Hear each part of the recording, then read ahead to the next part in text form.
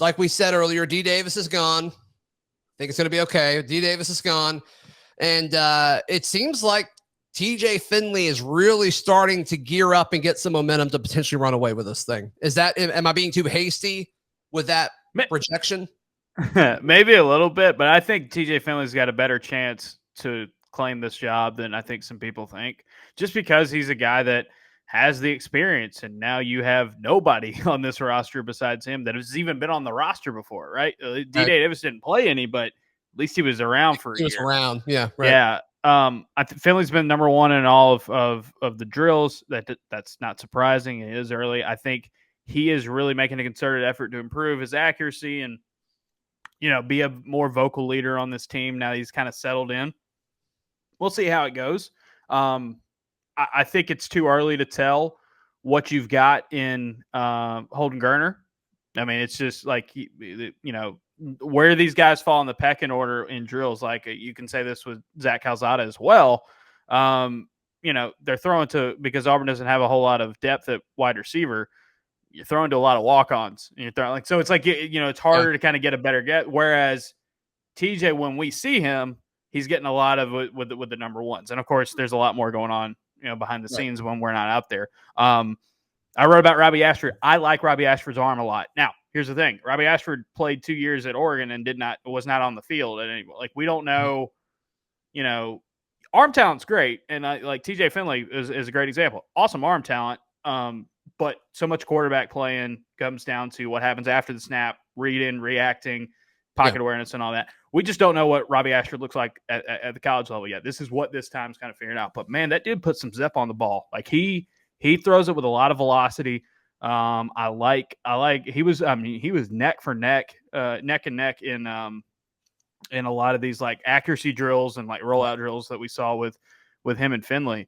So yeah, I mean, I think those are the two guys I've seen the most and probably been the two I've been most impressed with. But again, like, it's kind of, I've only seen them for about an hour basically, all told. And there's a lot of stuff going on away from what we see. And they're making a really good effort, I think, to rotate as much as possible. And like, they're not going to have any sort of real determination until after spring ball. But I think Finley should get a whole lot more credit than people are giving him right now in terms of his because he's in a tough spot, man. Like, he was set up to fail last year. Yeah. Right. And then they got 3 new quarterbacks in after he struggled towards the end of the year. So like the odds are stacked against him. But can he develop? Can he get better? And also, I mean, it's just, I think Ashford's the wild card just because we haven't seen him at the college level. And the same thing with Geriner, but like, he's at least been around at college. I don't think Geriner can actually start. I just don't think it would be really hard for somebody to be a true freshman and just beat out 3 guys that have been in college before. I mean, the amount of pressure that Harsin would put on himself if he did that. Yeah, he would have to. I think he would have to come in. There had to be like, oh yeah, he's like by far the best option. Kind of like what they did with Bo Nix. Like Bo Nix was by far the best option. When he started as a true freshman, that's the security you gotta have to have in that point. So no, I think Ashford's very much the wild card here.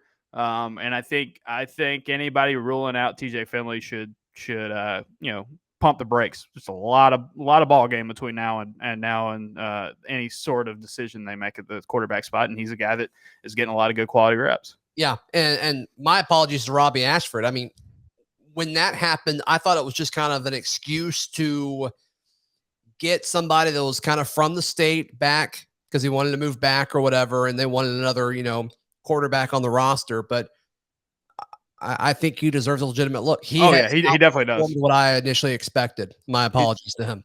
Yeah, he's got a great arm. And again, we'll see what it looks like when the bullets are flying. But like, we are not going to see what happens when the bullets are flying. So it's going to be about who looks best behind closed doors and who makes the biggest impression on their coaches.